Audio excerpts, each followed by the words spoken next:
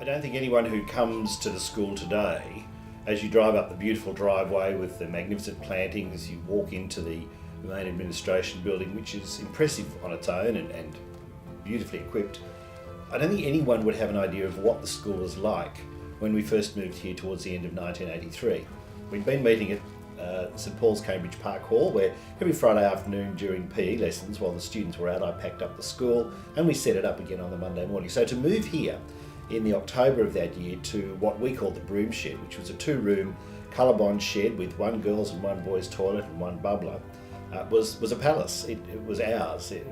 All the year 7s and 8s were in one room.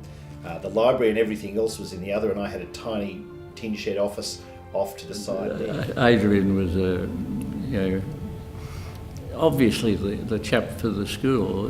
When you look around the school today, you see nice buildings and landscaping and dams and ovals, but in those days it was a quarry, just gravel quarry,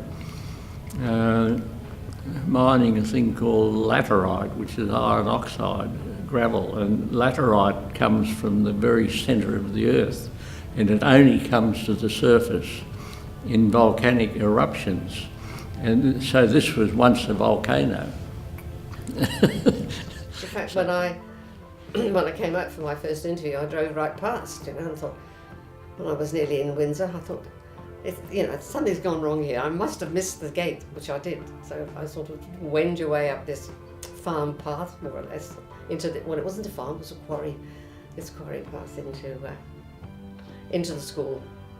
So it was a bit daunting. You had to want to be here, I think, to join the staff and join the enterprise. And then Adrian asked me the $64,000 question after the interview, well, would you like to come and look at the school now? And of course we got in the old Holden and drove up through this, what looked like a moonscape, literally. I mean, there were ditches and holes with rusty old 44-gallon drums. There were piles of builders' rubbish where people had obviously thought this is a cheap place to dump stuff.